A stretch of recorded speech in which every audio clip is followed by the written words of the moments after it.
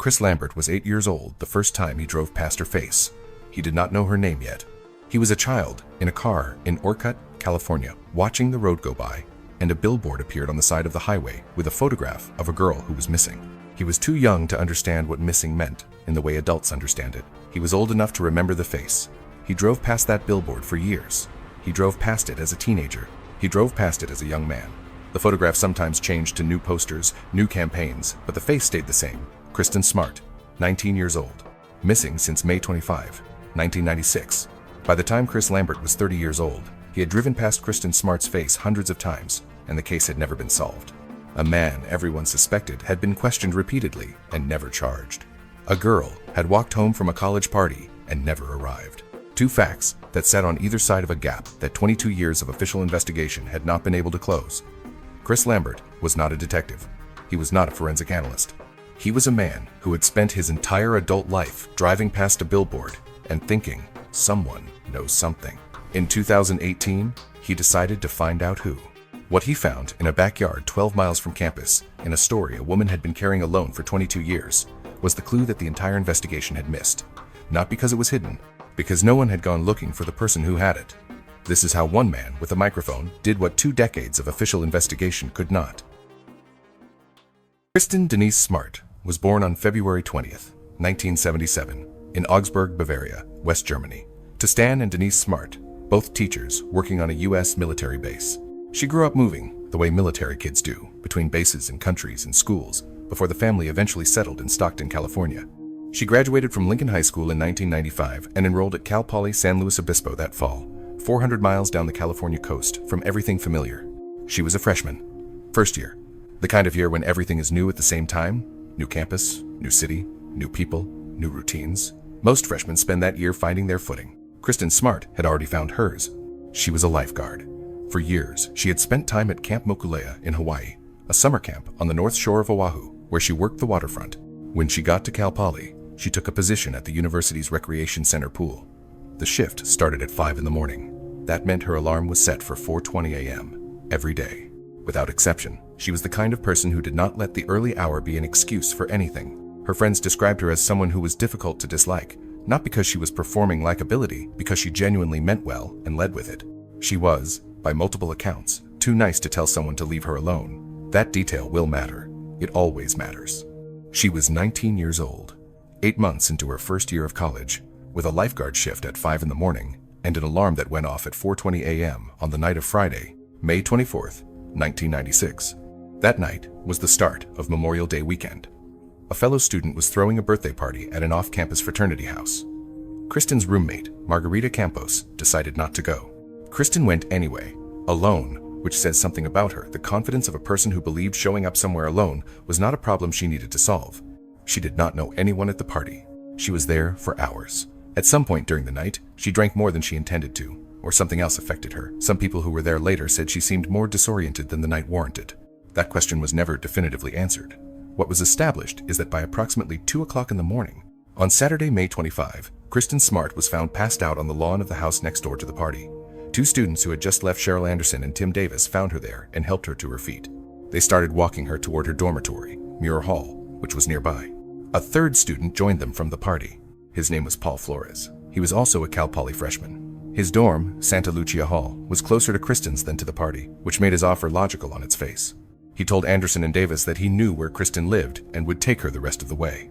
Anderson and Davis, satisfied that Kristin was in someone's care, walked on. Paul Flores later told police he had walked Kristin as far as his own dormitory and then left her to walk the remaining distance to Muir Hall on her own. He had, he said, gone to his room alone. Kristin Smart never arrived at Muir Hall. Her roommate, Margarita Campos, noticed she was not in the room that morning. She was not there the next morning either. Friends grew worried. Someone contacted Cal Poly campus police. And here is where the clock became important in a way that could not be undone. Cal Poly's campus police received reports that Kristin Smart had not been seen since the early morning hours of May 25. Their initial assessment was that she had likely gone somewhere for the holiday weekend without telling anyone. Students did that. The assumption was not malicious a euro. It was the kind of assumption that makes sense most of the time. They waited. They waited 4 days before reporting her missing to county law enforcement. In a case where the last confirmed sighting of Kristin Smart was of her walking home drunk with a man who would become the sole suspect within weeks, When San Luis Obispo County Sheriff's investigators were finally brought in, they went to interview Paul Flores. This was 6 days after Kristin disappeared. When they arrived, they saw immediately that something had happened to Paul Flores' face. He had a black eye, not a faint bruise, a visible, photographable black eye that had not been there, as far as anyone could establish, before the night Kristin disappeared. Paul Flores explained it as the result of a basketball game. Then, when pressed, he changed the story. He said he had bumped his head on a car. The accounts did not match each other, and they did not match the nature of the injury. Investigators photographed the black eye. They noted the inconsistency in the explanations. They did not arrest him. They did not secure his dorm room as a scene. 6 days had passed. Whatever had been in Santa Lucia Hall in the hours after Kristin Smart disappeared was gone. Kristin Smart's parents, Stan and Denise, received a phone call from Cal Poly campus police 2 days after their daughter vanished, not to tell them she was missing, but to ask if she was with them. She was not with them. She had not called. Denise Smart knew within moments of that phone call that something was wrong, in the way mothers know. She and Stan drove to San Luis Obispo immediately. They have never stopped driving toward her since.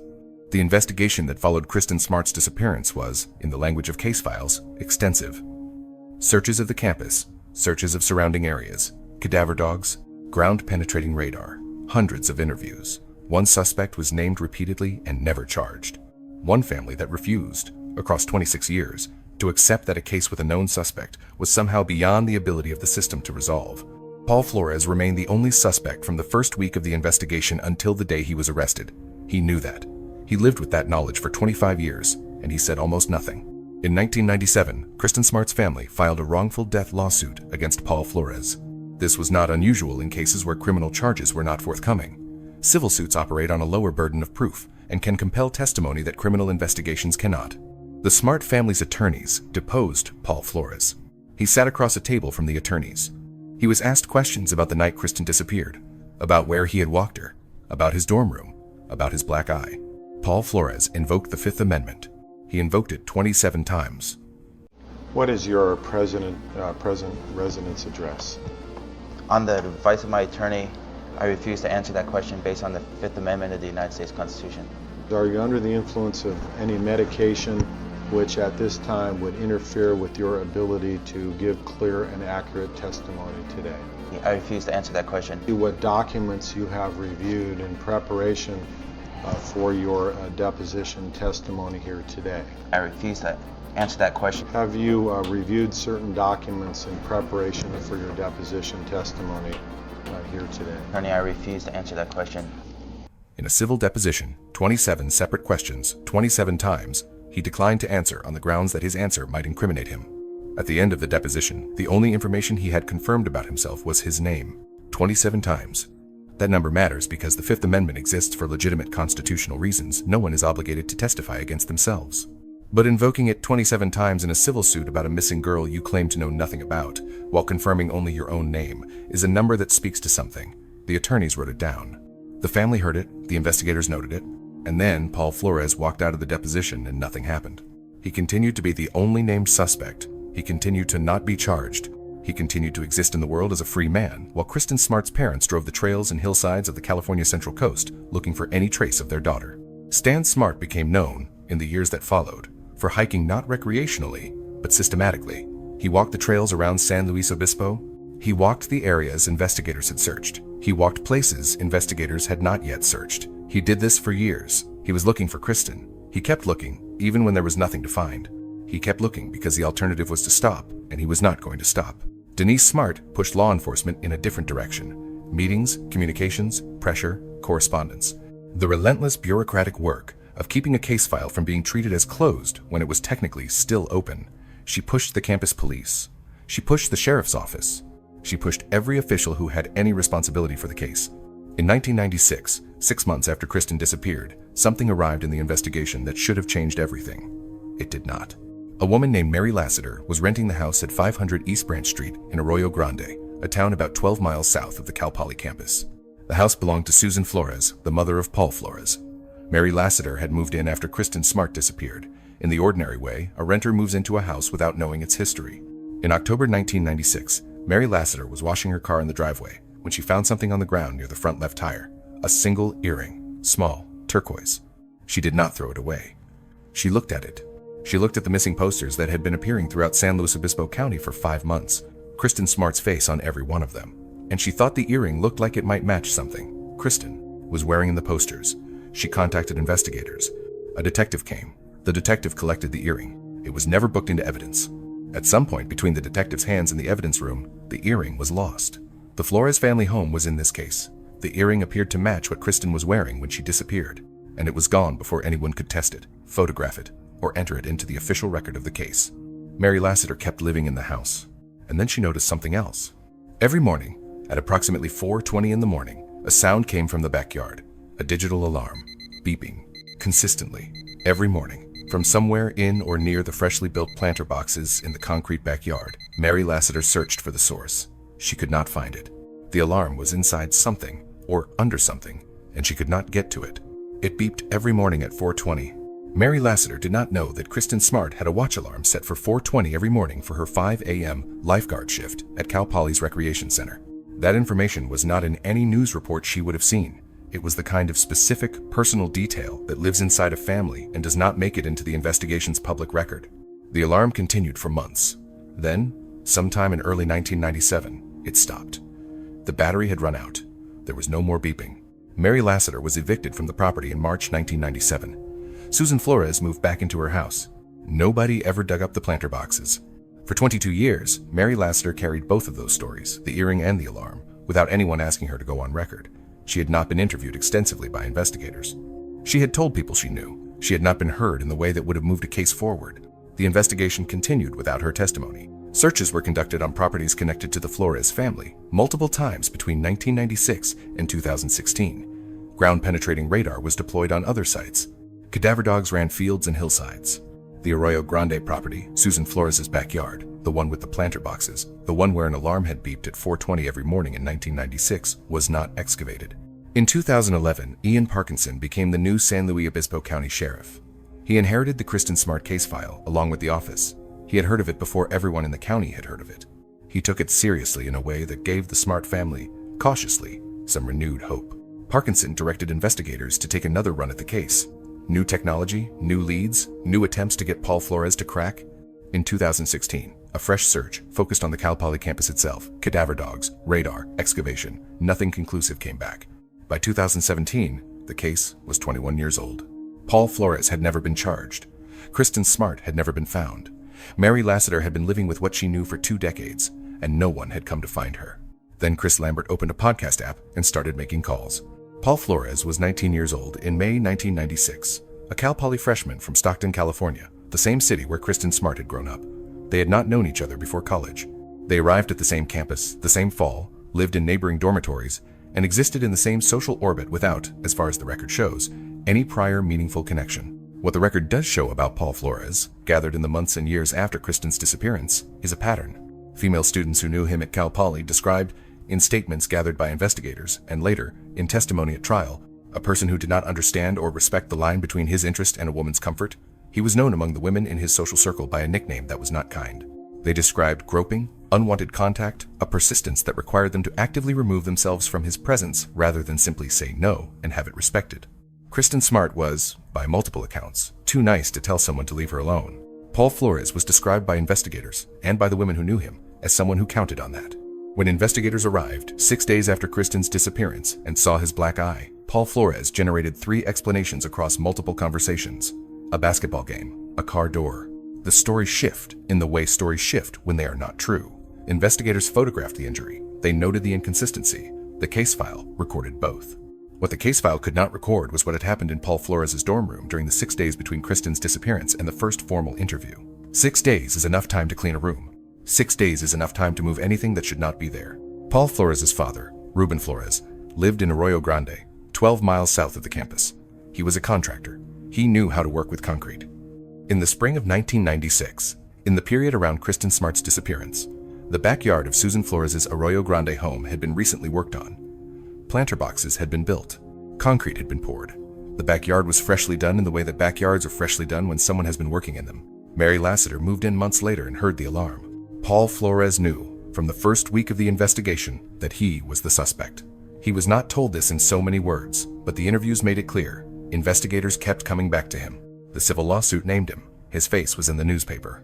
His name was in the community in the way that a named suspect's name lives in a community permanently, attached to the worst thing that community has experienced.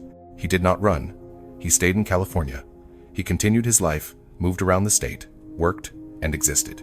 He responded to interview requests from investigators and journalists and documentary producers over the years with a combination of silence and carefully worded denial. His parents denied any knowledge of Kristin's disappearance consistently and across every interview they gave. In 1997, during the wrongful death deposition, Paul Flores confirmed only his name and invoked the Fifth Amendment 27 times. In the years that followed, when law enforcement came with search warrants for his properties, his reaction was that of a man who had prepared for the search to find nothing, which is the reaction of a man who had made sure there was nothing to find. What he had not prepared for was a man with a podcast and no reason to stop asking questions. He had prepared for investigators with legal constraints and institutional pressures and case files that grew cold. He had prepared for the system, and the system had, repeatedly, given him exactly what he prepared for. He had not prepared for Chris Lambert. Chris Lambert had no subpoena power. He had no badge. He had no ability to compel testimony or search a property or run a DNA analysis.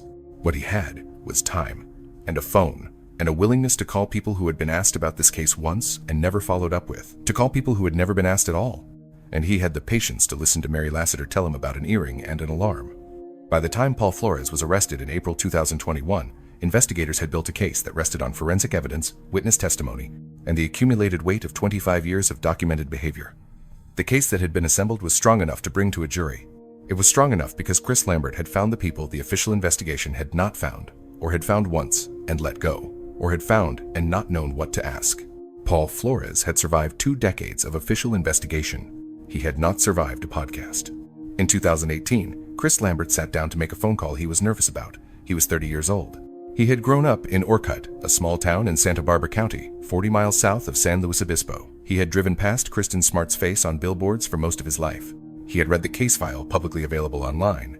He had done what most people who follow cold cases do. He had read, and thought, and moved on. Then he decided not to move on. "I thought I'd give it a shot and see if I could get a few people talking," he said later. "All I have to do is get over my shyness and start calling these people out of the blue and start asking really personal questions." He launched a podcast called Your Own Backyard. The name is not incidental. It refers to the place where the answer to Kristin Smart's disappearance had been, literally, sitting for 22 years. Lambert did not approach the case as entertainment. He approached it as reporting. He pulled every public document he could find. He mapped the social network of the people involved. He identified witnesses who had spoken to investigators and witnesses who had not. He started calling them. Some of them talked. Some of them talked for the first time. Some of them said things they had told investigators years earlier that investigators had not returned to follow up on. And some of them said things they had never told anyone except the people in their immediate lives, because nobody with a record button and a reason to publish had ever sat across from them and asked. Mary Lassiter was one of those people. Chris Lambert tracked her down, and she told him what she had been carrying for 22 years. The earring she had found in the driveway of Susan Flores' house in October 1996 that looked like it matched what Kristin was wearing in her missing posters. The detective who collected it. The evidence that was never booked. The earring that the system lost before it could mean anything. And the alarm. The digital watch alarm beeps from the planter boxes in the concrete backyard at 4:20 in the morning. Every morning. For months. Until it stopped. When Lambert heard this, he had a question that the original investigators had not had the opportunity to ask because they had never sat with Mary Lassiter long enough to hear the alarm detail.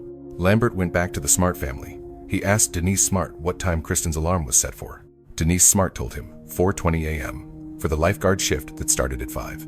Chris Lambert put those 2 facts in the same room for the first time. A watch alarm beeps in a backyard planter box at 4:20 in the morning in a house owned by the mother of the sole suspect in Kristin Smart's disappearance at the exact time Kristin Smart's personal watch alarm was set. For 22 years, neither Denise Smart nor Mary Lassiter had known the other's story. They had been carrying the 2 halves of the same impossible sentence. Lambert published it. The podcast drew millions of listeners. It drew people who had known the Flores family and had things to say that they had not said to investigators.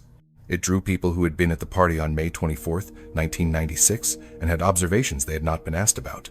It drew the attention of investigators in a way that the case, after 22 years, had stopped generating on its own. San Luis Obispo County Sheriff Ian Parkinson said at the April 2021 press conference, after announcing the arrest of Paul Flores, "What Chris did with the podcast was put it out nationally to bring in new information. It did produce some information that I believe was valuable. Valuable is a word that covers a significant distance. Lambert brought investigators witnesses they had no record of interviewing. He brought them witnesses they had interviewed once and whose information had gone cold in the file. He went back to those witnesses repeatedly, building the kind of trust that comes from sustained attention rather than a single official visit. Some of those witnesses then went to investigators directly. Between the podcast's launch in 2018 and the arrest in April 2021, investigators also developed physical evidence from properties connected to the Flores family. In March 2021, a search of Ruben Flores' Arroyo Grande home, the property where the freshly poured planter boxes had been worked on in 1996, turned up a soil disturbance under the deck, approximately the size and shape of a human. Luminol testing returned results consistent with human blood. On April 13, 2021, 25 years and less than 2 months after Kristin Smart disappeared, San Luis Obispo County Sheriff Ian Parkinson announced the arrest of Paul Flores on charges of first-degree murder and the arrest of his father Ruben Flores on charges of accessory after the fact. Kristin Smart's body had not been found. The case would go to trial without it. The trial was moved to Monterey County. Paul Flores' attorneys argued that the notoriety of the case made a fair trial in San Luis Obispo impossible. 2 separate juries were seated, one for Paul, one for Ruben. The trial ran for nearly 3 months, from July to October 2022. Prosecutors argued that Paul Flores had killed Kristin Smart during an attempted rape in his dorm room on the night of May 25, 1996.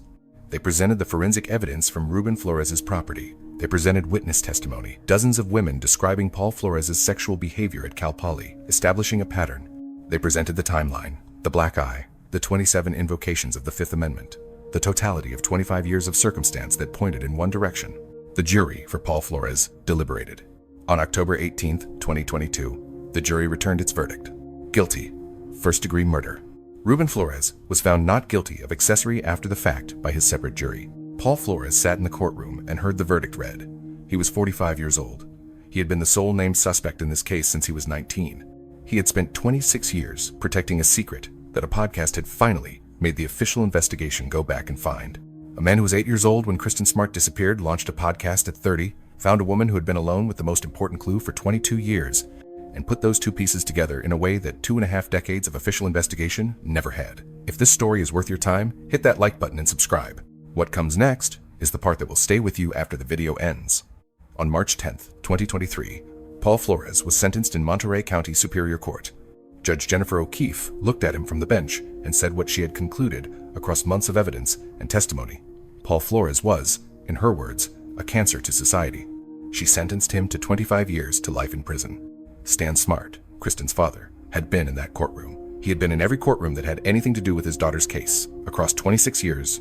In the way that a parent who cannot find their child shows up everywhere, the system is doing business with the fact of that child's absence. He spoke after the sentence was handed down. Without Kristin, there is no joy or happiness in this verdict. After 26 years, we learned that our quest for justice for Kristin will continue. No joy, no happiness. A conviction, and a sentence, and a continuation. Because Kristin Smart had not been found. She was declared legally dead in 2002, 6 years after she disappeared. The way the legal system handles the absence of a body when the evidence of death is otherwise established. But declared legally dead is a document. It is not the same as bringing someone home. The Smart family has said this plainly across every public statement they have made since the conviction. The verdict matters. The sentence matters. And Kristin is still out there somewhere, and they want her back. In August 2023, Paul Flores was attacked at Pleasant Valley State Prison. A fellow inmate found him and opened his throat with a handmade weapon. Paul Flores survived. He was hospitalized. He recovered. He is still in prison. His first parole eligibility hearing is scheduled for 2037. He has not said where Kristin Smart is. In May 2026, 3 years after the sentencing, nearly 30 years after the disappearance, San Luis Obispo County investigators served a new search warrant at a property in Arroyo Grande connected to Susan Flores, Paul Flores' mother. New investigative leads had emerged. New soil testing technology has been developed. The warrant was signed by a Superior Court judge. Scientists arrived with ground-penetrating radar and instruments designed to detect volatile organic compounds associated with human decomposition beneath the surface of the ground. They probed the soil. They pulled long tubes of earth samples. They tested. On May 8, 2026, Sheriff Ian Parkinson held a press conference. He was asked directly whether the testing was returning results consistent with human remains. He said, "Correct." He said, "I would say yes. They're fruitful. We're getting some positive results." Then he said what the family had been waiting 30 years to not have to hear anymore. "I think it's safe to say that we have not recovered Kristin yet." The Smart family released a statement. "We remain hopeful that this current search will be successful and look forward to the outcome. We continue to feel the amazing support of the local community, which provides us with great strength to continue this journey to bring Kristin home. To bring Kristin home. That phrase has been in every Smart family statement for 30 years. Not to find justice, they found that. Not to name the killer, they named him. To bring Kristin home. That is the thing, the verdict and the sentence and the 26 years of pushing and the podcast and the witnesses and the conviction did not accomplish. She is still not home. Now here is what Chris Lambert's podcast actually did, beyond the witnesses and the attention and the pressure on investigators.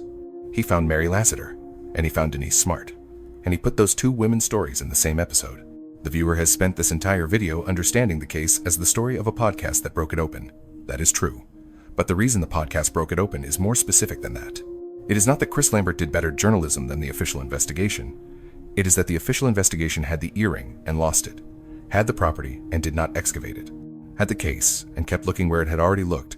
Chris Lambert looked where nobody had looked. He looked for the person who had been living with the answer. Mary Lassiter had the earring story and the alarm story for 22 years. She told people. She was not the kind of person who kept secrets. She had told her husband. She had told people she knew. She had told a detective who took the earring and lost it. What she had not done, what nobody had given her the opportunity to do, was tell someone who would publish it, connect it to what Kristin's mother knew about the alarm time, and put both facts in front of millions of people at once.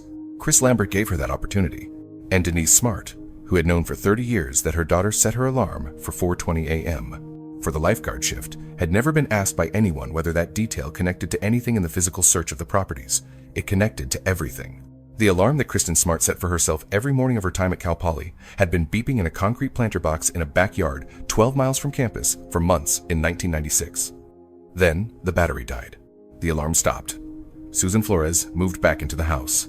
The planter boxes sat in the backyard for 3 decades.